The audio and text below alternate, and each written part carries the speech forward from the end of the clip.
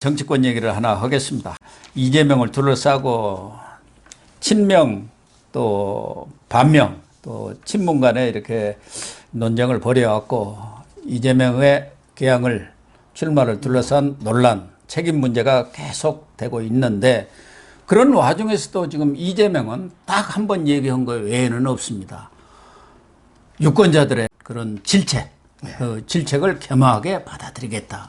이 얘기 외에 본인을 둘러싼 책임론이라든지 그게 핵심은 이제 책임론의 핵심은 결국 8월에 있을 당권에 당신 나올 거냐 안 나올 거냐. 이재명이가 딱 한마디 하면 사실은 조용해질 일이거든. 나는 그 당권 도전 안 합니다 하면 될 일인데 지금 계속 침묵을 지키고 있기 때문에 친명과 반명 간에 엄청난 내전이 벌어지고 있는 그런 상황 아닙니까? 왜 침묵을 지키고 있는 거예요?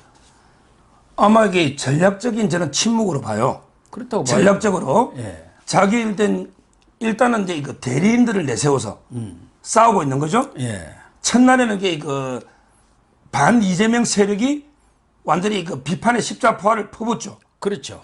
처음에는 예. 고민정이부터 홍영표, 그다음에 그 김종민 전해철 할 거 없이 다 달라들었죠. 그때는 이게 그 조용히 있다가 그리고 이제 그 어제 있잖아요. 예. 토요일 날 완전히 김남국이를 필두로 해가지고 그리고 이 대대적인 반격을 했잖아요. 예.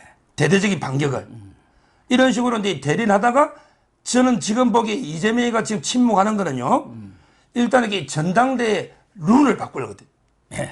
이재명의 지금 속셈은 지금 이게 막 치고받고 싸워봤자 뭐 서로 덕될 게 없으니 오히려 이렇게 차분하게 대리인들 내세워서 일단 룰을 바꿔야 된다. 지금 룰대로 하면 장담 못하는 거죠. 그렇죠. 그럼 이게 어떻게 룰을 바꾸느냐? 대의원들 반영 비율을 줄이고 권리당원들 있죠? 예. 지금 이게 권리당원들이 이재명 지지하기 많이 입당했잖아요. 이 사람들에게 비중을 높이면서 그리고 이게 권리당원의 요건을 완화시키는 거예요. 예를 들어 당비 같은 것도 지금 새로 들어오면 올해 못 내잖아. 그러면 이게 몇 달만 당비 내면 뭐 예를 들어 당원 되게 완화한다든지 이런 식으로 미리 사전 작업으로 룰을 자기를 위해 바꿔놓고 그리고 이게 저는 8월 달에 나간다. 이재명이가 안 나갈 사람이 아니에요.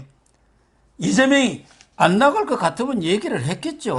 이재명이가 이게 총선 출마할 때 어떤 사람은 설마 노겠나 했잖아. 저는 단호하게 나온다. 그리고 이게 자기 공천해야 된다. 저기 떠들었잖아요. 예. 저는 이번에 분명히 8월 달에 이재명이는 나올 수밖에 없어요. 왜? 대리인 가지고는 이길 사람이 없어. 이재명이 대리인이 누가 있어요?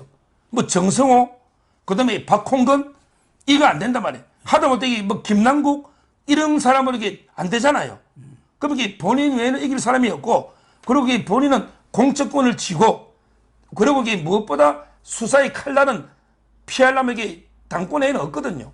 수사 칼날이. 그러니까. 예, 따라서 저는 출마를 하는데 미리 사전에 룰을 바꿔가지고 이미 유리하게 만들어 놓은 다음에 논다. 이렇게 보는 거예요. 그러니까 논점을 지금 바꿔버리는 거 아닙니까? 지금은 친명이나 또 반명, 비명 간의 싸움이 이재명의 책임론 논방이고 거기에 따른 당권에 도전하면 안 된다. 된다. 이 주장인데 이게 룰 싸움으로 가버리면 논점이 바뀌어져 버리거든요. 그렇죠. 그러면 이재명 책임론은 쏙 들어가 버리고 그 다음에는 룰을 어떻게 할 거냐.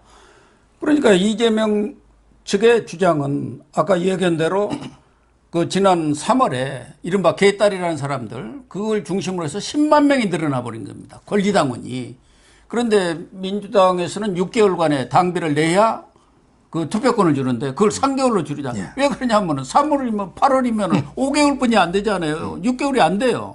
그러니까 그걸 줄이자는 얘기고 지금은 대의원의 비율이 이 전당대회에서 45%를 주었습니다. 45%. 권리당원 40%.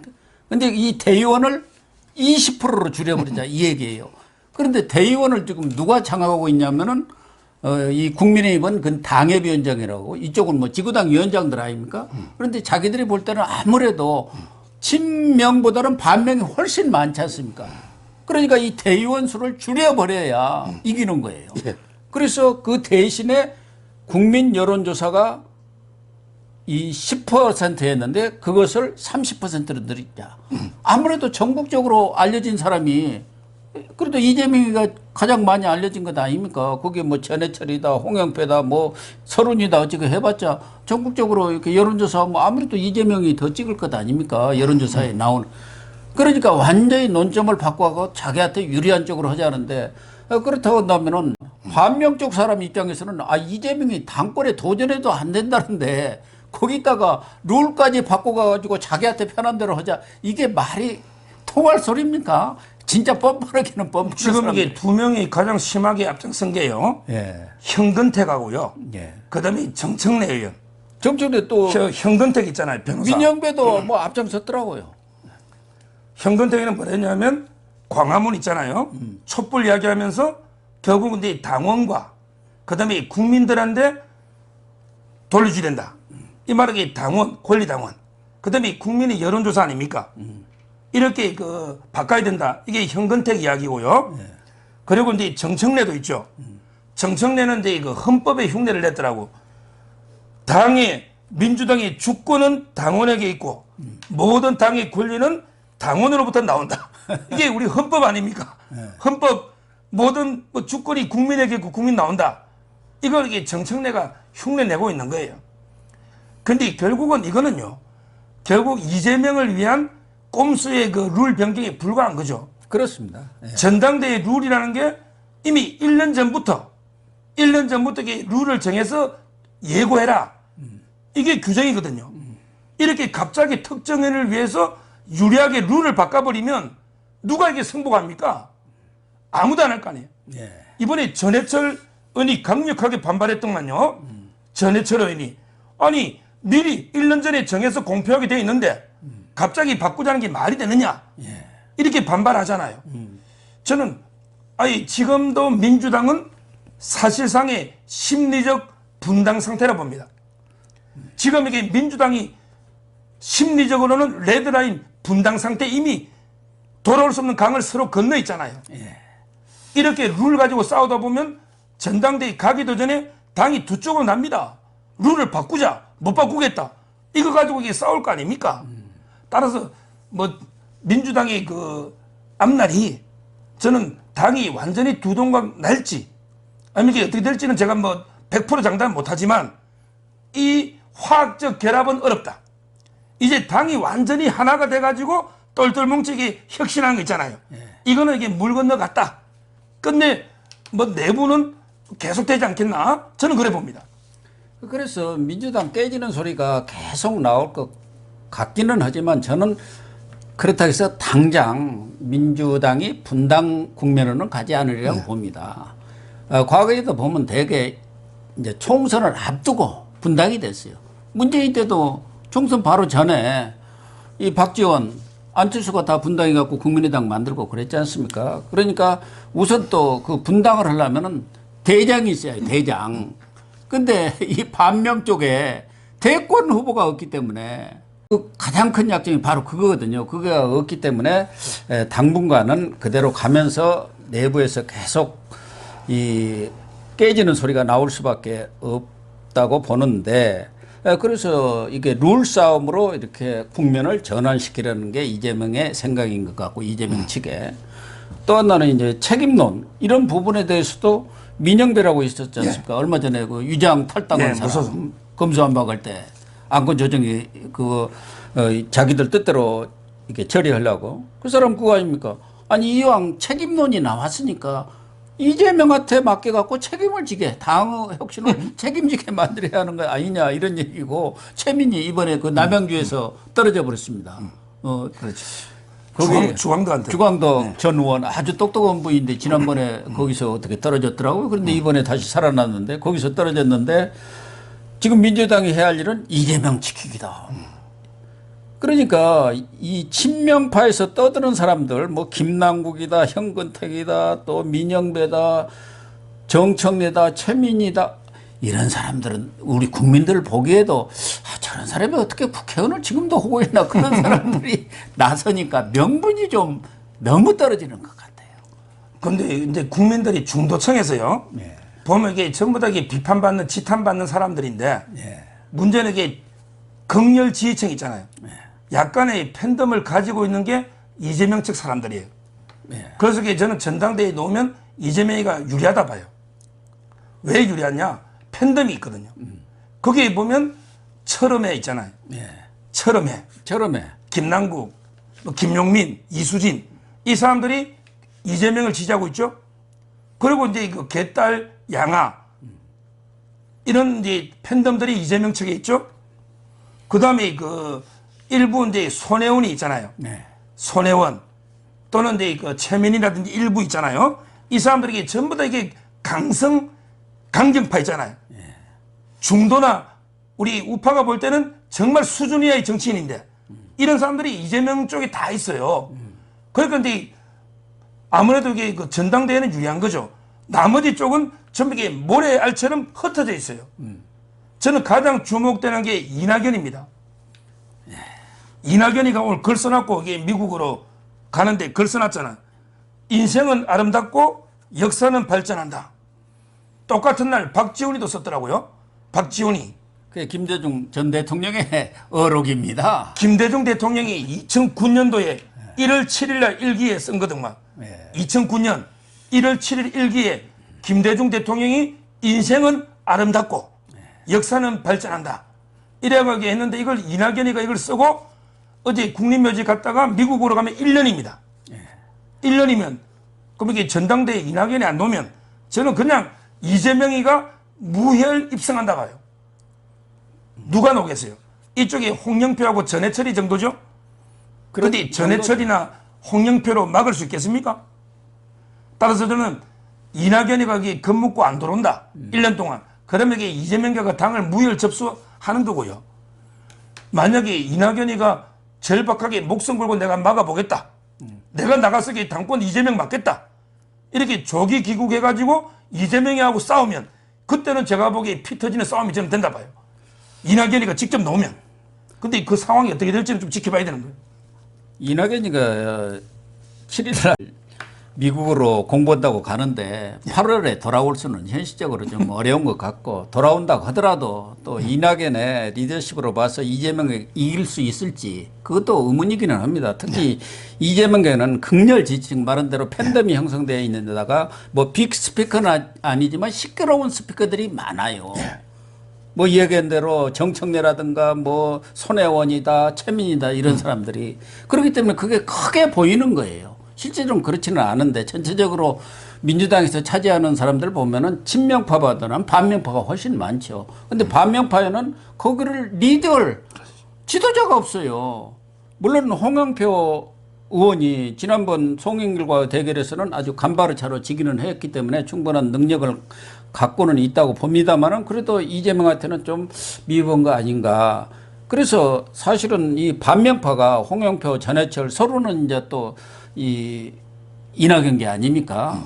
거기에다가 또 김근태계 이런 쪽까지 똘똘 뭉쳐가지고 자기 단일 후보를 내세우면 충분히 이재명은 해볼 수 있는데 그렇게 되기는 좀 어려우리라고 본다면 그래서 이제 나온 게 김부겸 대안론 아니겠습니까?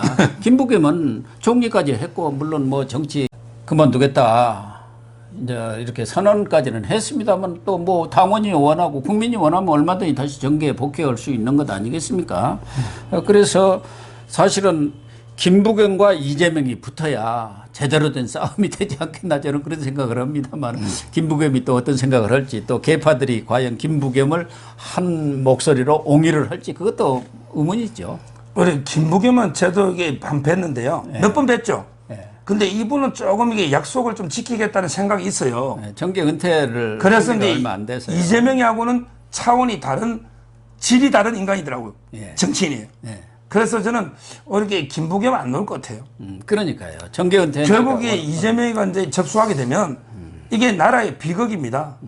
저는 항상 이게 그 야당에서 3대 세력이 역사 속으로 이게 사라지게 됩니다. 3대 세력이. 하나가 이게 586 주사파 세력 있죠. 예. 그게 문재인 때 집권했던 임종석, 이인영, 우상호 뭐 많잖아요. 예. 이런 게 그 586 주사파 세력이 없어지게 되고 그다음에 두 번째가 처럼 반법치 세력이에요. 예를 들어 판사 출신 이수진, 검사 출신 백혜련 전부 이게 판검사 사이에서 가장 지탄받던 사람들이에요. 법조계 평판이 진짜 안 좋은 사람이에요. 이수진, 백혜련, 그 다음에 변호사 출신 김남국, 김용민, 그 다음에 경찰 출신 황운하, 이 전부 이게 자기 친정에서 지탄받던 가장 이게 무능했던 사람들이에요. 원래 이게 판사 평가할 때요, 연속 꼴찌 3년의 분이 녹아 뺐지 달더라고. 아니 거기서 평가가 좋으면은 그거 안 대법관 보시네. 되려고 하죠.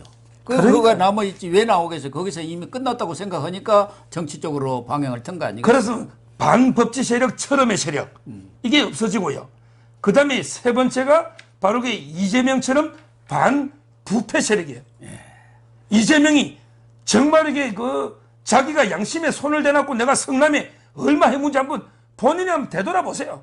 뭐 자꾸 자기들 씹은 나무 뭐 국민의힘 적반하장 하지만 이 천하가 다 알고 성남에 지나가는 개도 아는데 천하가 부패 세력. 이재명이 부패가 한두 개입니까?